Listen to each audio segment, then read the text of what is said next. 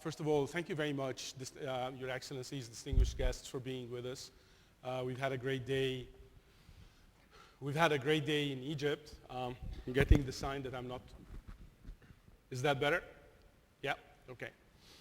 We had a great day in Egypt, and I have now the opportunity to welcome and greet and say hi to many, many very, very close friends.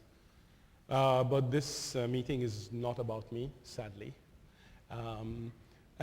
Satya, as we were coming in, I realized that you actually know and read more about Egypt than I expected. So maybe my first question would be more about your expectations and your impressions. First of all, thank you so much for this opportunity to be here and have a chance to meet many of you and then obviously speak to you. But I grew up reading Naqib Mofez and knowing a lot about Cairo. I mean, I have a lot of theoretical knowledge of Cairo. And I land last night and I'm asking him all these questions. Where's that coffee shop that he used to go to? How do I get there? And the thing that I've decided is I've got to come back to see Cairo. Today I am basically going from Ritz-Carlton to Four Seasons, and that's not a way to see Cairo. But what it does, I do feel at home, having grown up in Hyderabad and in Delhi. And it might be sort of unreal to say this, but in some sense I feel like I'm in one of those cities. And it's just, it's so amazing to see the vibrancy of the place, the energy of the place. The one thing that strikes you is what I think demographically I read is the youth of Egypt, which is both, I think, the challenge and the opportunity ahead, but I sense that energy in the place.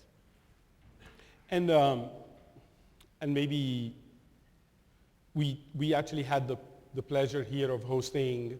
I mean, Microsoft has had only 3 CEOs, and the AmCham and this group have met with Bill before, they've met with Steve before, and now they meet you.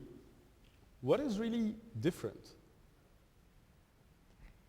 First of all, I mean, I think Bill and Steve have built Microsoft, and it's we are 40 years old.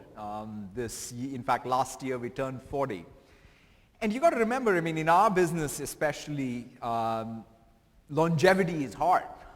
And 40 years and how we have been able to navigate a variety of different technology trends over the years has been amazing, and it's a testament to the leadership before me and what they've been able to do.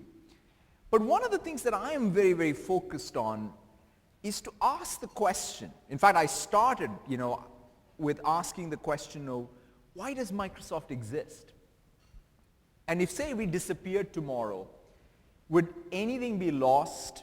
Is there any sensibility that will be missed or not? And it's an existential way to phrase it, but I felt that it was important for me as the CEO of a company to be in touch with that existential answer. And that's what led me back to even what I describe as our mission statement today. And it's not really a new mission statement. It's rediscovering that soul of the company that made us successful in the first place. That notion of empowering people and organizations throughout the planet to achieve more.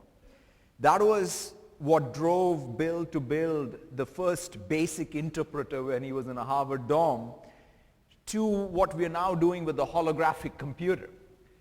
It's that single thread of taking digital technology, putting it in the hands of students, putting it in the hands of developers, putting it in the hands of small and medium-sized businesses or large corporations, and making them successful because of the use of digital technology. That's the sensibility that I want us. So when you say what is different, I want it to be a time of renaissance as opposed to difference. I want us to get back to what it is that we exist for and rediscovering that. And if there's one sensibility, I mean, given I'm not Bill, I'm not Steve, there's one sensibility that I do have that is different, which is I grew up in an emerging market, and I'm very sensitive to multinationals and how they participate in countries.